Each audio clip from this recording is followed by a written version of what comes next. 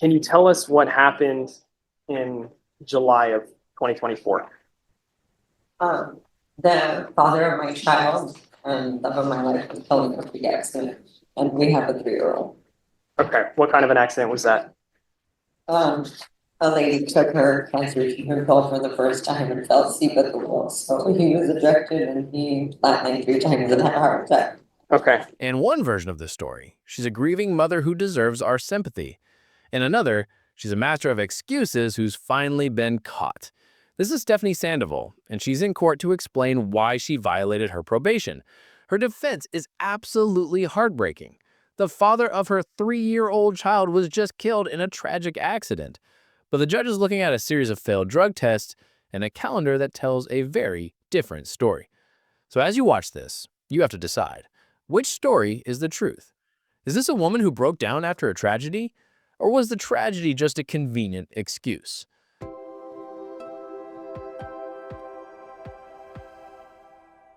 All right, court is calling 2018 CR 12679 State versus Stephanie Sandoval. Morning, Judge. Good morning. If I can have parties announced. Jason, you're here for the state. Nathaniel Navy for Ms. Sandoval. And are you Miss Sandoval? You need to speak up. Yes, ma'am. Did you review the document entitled Motion to Enter Adjudication of Guilt and Revoke Community Supervision with your attorney? Did you understand it? Are you the same Stephanie Sandoval who was placed on deferred adjudication in 2018 CR 12679 for the offense of assault peace officer judge on October 4th, 2019 for a period of 6 years? Is that you? Correct.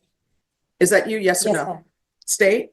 Yes, Your Honor. Violating condition number 5 in Bear County, Texas. Defendant Stephanie Sandoval did in there fail to report to the supervision officer as directed for the months of October, November, and December 2024 in violation of condition number 5. All right. How do you plead to that? True or not true? True. We'll waive the remaining violated condition. Any objection? No, Your Did you Honor. understand by pleading true to violation of condition number 5, the court could find it true, grant the motion, find you guilty, and sentence you up to 20 years in prison and up to a $10,000 fine? Just, Do you, and I apologize. I thought it was a 3rd-degree felony that she was charged with. no, Second. it's listed as a second. It is. All right. All right. So did you understand that? Knowing that, do you still wish to plead true to violation of condition number 5?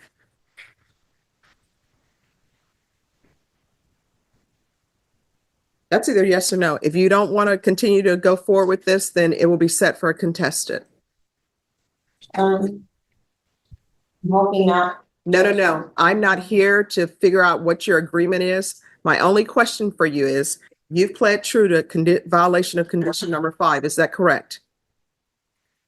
All right. So do you understand that I can revoke you regardless of whatever agreement you reach with the state? I can revoke you and sentence you up to 20 years in prison. Do you understand? Can I have just a moment, Judge? Sure. Just a minute.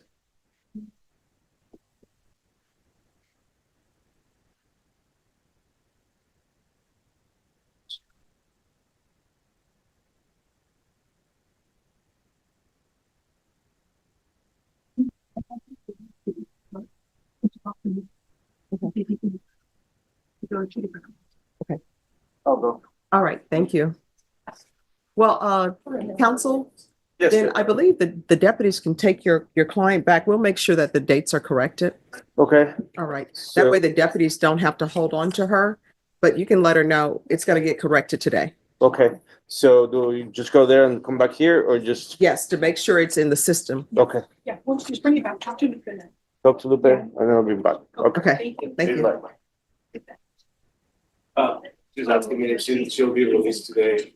I mean, whatever. What I can tell you, whatever the correct credit is, that's the credit you're going to receive. But I'm going to let the deputies take you back because they can only have so many inmates in the box.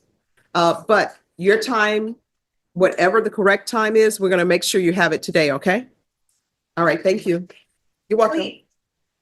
All right, we're back on the record in 2018 CR 12679. So my question to you is, you're entering a plea of true to violation of condition number 5? Yes. All right.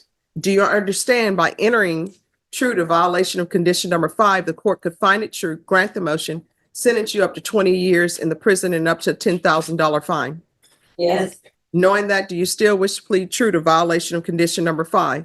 yes, Court is going to find violation of condition number 5 true. Is there a proposed agreement? Yes, there is, Your Honor. It is to deny the motion to adjudicate, continue on the refer with the amended conditions of extending for 2 years. Also, a TAP evaluation while in custody, and a drug court evaluation.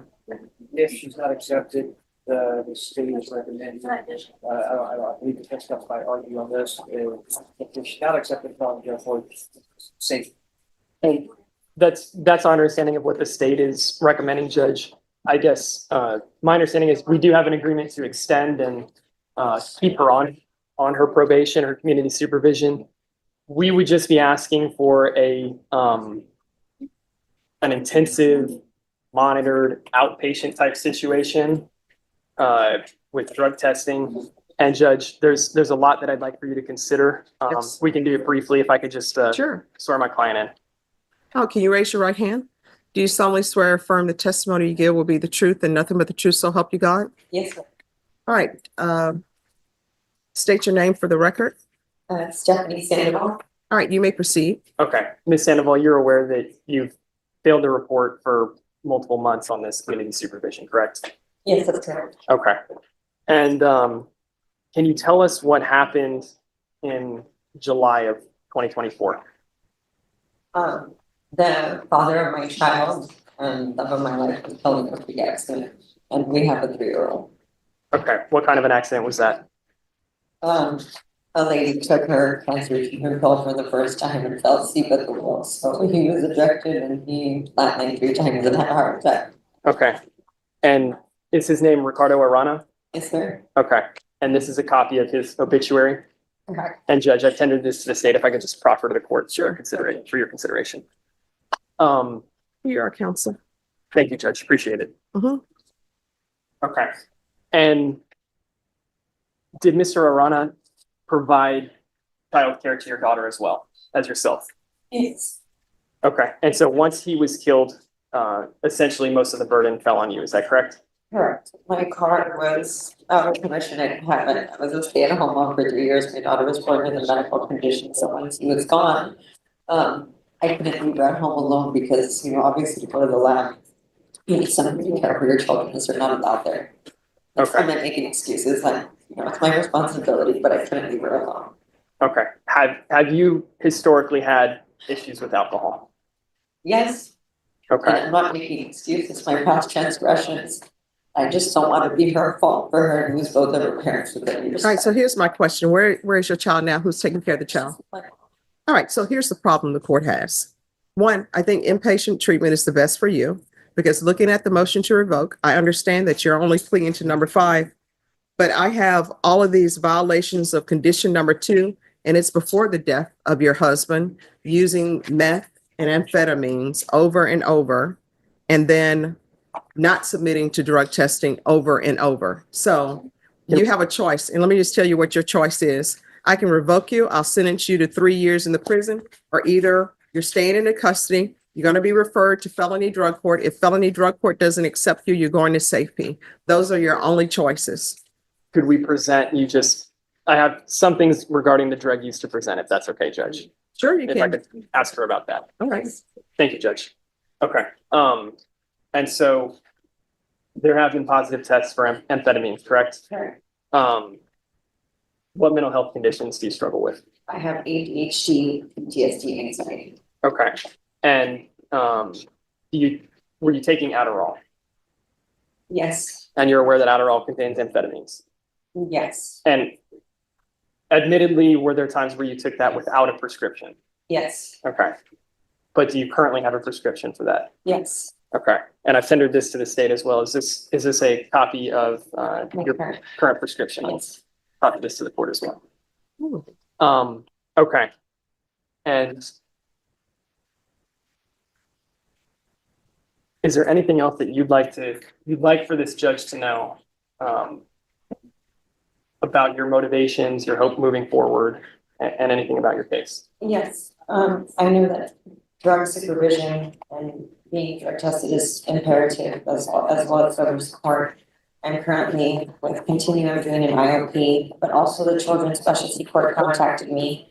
And I really want to work with them to try to be unified with my child, which I will also be getting drug tested 3 times a week. Judge, I made so many mistakes in my life that have kept me from doing well. And so regardless of what happens in this court, you're going to be drug tested 3 times a week. Is that correct? Yes. Okay. All right, so this is what I'm gonna do.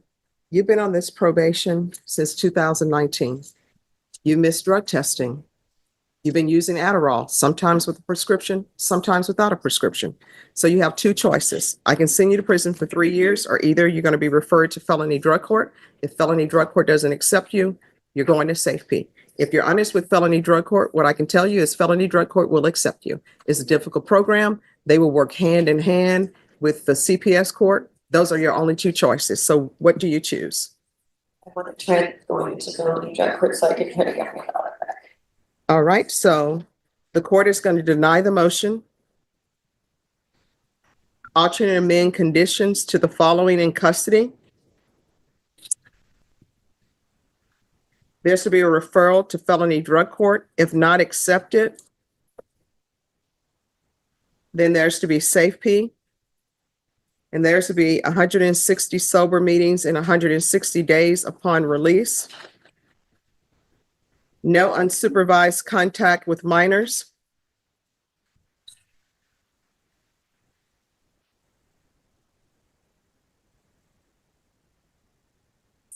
And probation, is there anything else?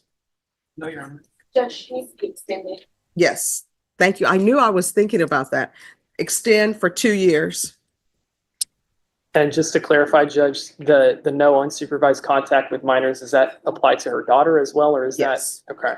Because I know that there's I guess a CPS Yeah, there's thing going on. visitation, and you were hoping to reunify within 6 months to a year. Well, that visitation needs to be supervised, and usually that's what CPS does. It is. But if CPS eventually at some point were to modify it so that she could have custody, would this be modified as well, Judge? Well, she'll need to come here. A motion will need to be filed. I'll hear it. And what I can tell you is during that hearing, they can appear by Zoom, but I'm going to need the caseworker and the children's attorney if there is a child's attorney. Understood, Judge. Thank you. All right, thank you. So, in the end, Stephanie Sandoval avoids prison, but the judge's ruling might feel just as harsh. She's been ordered into a strict felony drug court. But the real blow is that new condition. She is now legally forbidden from being alone with her own 3-year-old child. Did the judge go too far by separating a mother from her child? Or was that the only way to protect that little girl? And what does this mean for the family members who now have to supervise Stephanie's every move? Drop your final verdict in the comments below.